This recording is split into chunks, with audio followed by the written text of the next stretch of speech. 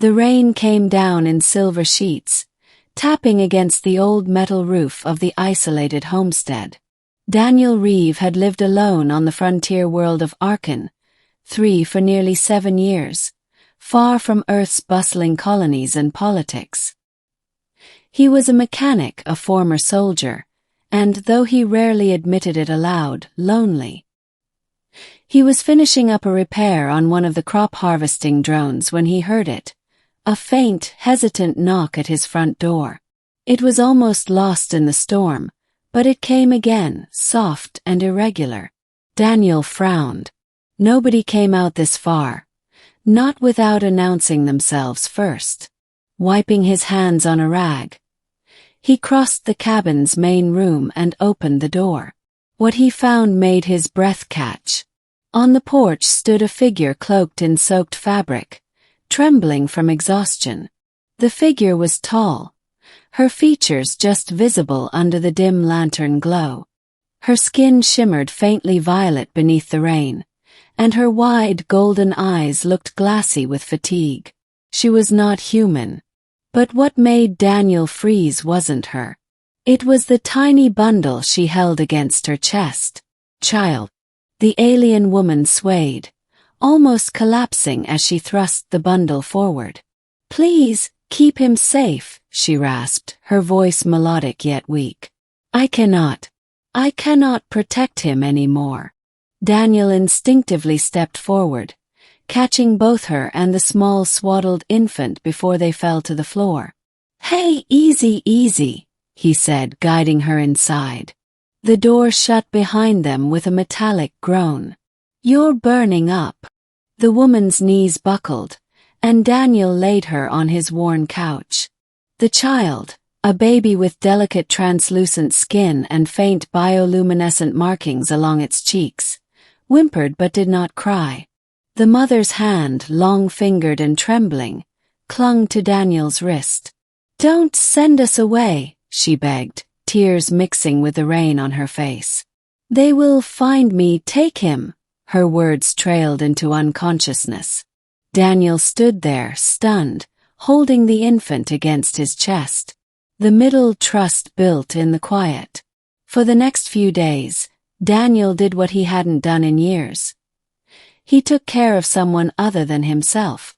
The alien woman, who later gave her name as Lyra, slept for nearly 2 days straight, her body burning with fever. Daniel used the old medical supplies left from his soldiering days to stabilize her. The baby, whom she called Saren, fed on a strange nutrient-rich liquid she carried in a cracked container. When Lyra finally woke, it was with a start, panicked until she saw her baby safe in Daniel's arms. You stayed, she whispered. Daniel shrugged awkwardly. Wasn't about to leave a baby out in the storm. Or you. Her eyes softened, though distrust still lingered. Humans are not known for kindness to my kind. Daniel raised a brow. Yeah, well, I'm not most humans. And you don't look like much of a threat right now. Over the next weeks, Lyra slowly regained her strength. She moved carefully, her injuries still healing, but she spent every waking moment tending to Saren.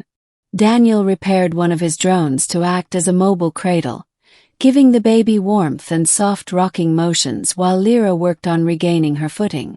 At first, their conversations were brief, practical, but gradually Lyra spoke more. She revealed that she was of the Ilari, a species once proud but now hunted by raiders who saw their glowing children as valuable commodities. The bioluminescence in their skin could be harvested for illegal technologies. They killed my bondmate, she said one night, her golden eyes reflecting the firelight. I ran for months, hiding, starving. When I reached your settlement, I thought, maybe, just maybe, a human door would mean mercy. Daniel listened quietly. His own past was not so different, though his enemies had been other humans. He told her about the war he'd fought, the comrades he lost, and why he'd chosen exile on this frontier. Two lonely souls, both scarred by conflict, had found each other. Rising conflict. The shadow at the door. It wasn't long before trouble came knocking again. Daniel was outside repairing a harvester when he spotted the glint of a ship breaking through the clouds. Not a colony transport. Muller. Bleaker. Predatory. Raiders. His heart sank. If they were tracking Lyra, they must have picked up her trail despite her desperate flight. Inside, Lyra clutched Saren protectively, her entire body tense with terror. "They found me," she whispered. "If they take him, if they take my baby." Daniel placed a firm hand on her shoulder. "They won't." "You don't understand," she insisted, panic in her voice. "These men kill without thought. You cannot stand against them alone." Daniel gave a grim smile. "I don't plan to stand alone. I've got a house full of tools, an old soldier's brain, and more than enough stubbornness. If they want trouble, they'll get it." He spent the next hours preparing.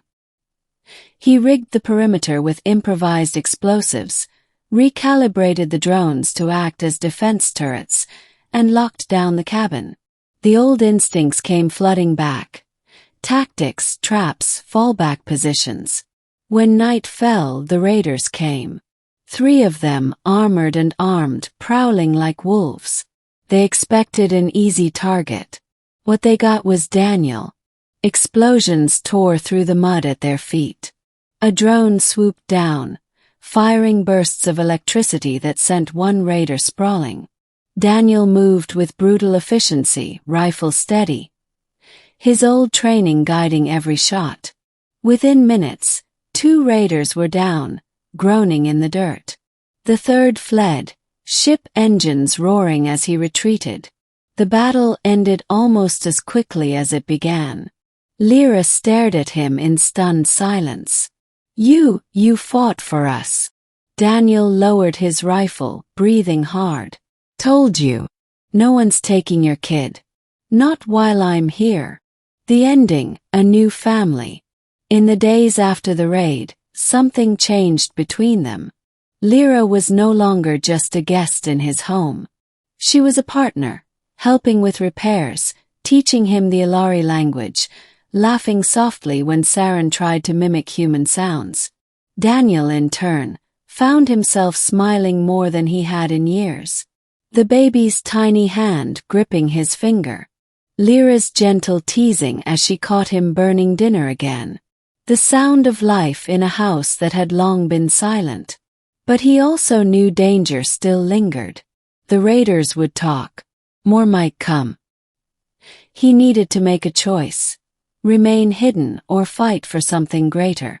One evening, as the sun dipped low over the alien plains, Lyra sat beside him on the porch. Saren slept peacefully between them in a small cradle. "You could have sent us away," she said softly. "It would have been easier." Daniel shook his head. "Maybe. But I've had enough of easy. Easy meant running away from everything. This feels right." She looked at him for a long moment, her golden eyes glowing in the twilight. "You have given me and my child a second chance. In my people's way, that makes you part of our bond." Daniel blinked. "Part of your what now?" Her lips curved in the faintest smile. "Family." The word hung in the air, heavy and yet comforting. For the first time in years, Daniel felt the ache of loneliness lift from his chest. He wasn't just a soldier turned hermit anymore. He was a protector, a father figure, maybe even something more. As the stars lit up the sky above Arkan 3, Daniel knew his life had irrevocably changed. He had opened his door to a helpless mother and child, and in doing so, he had found his own redemption. Whatever dangers lay ahead, they would face them together. Not as strangers,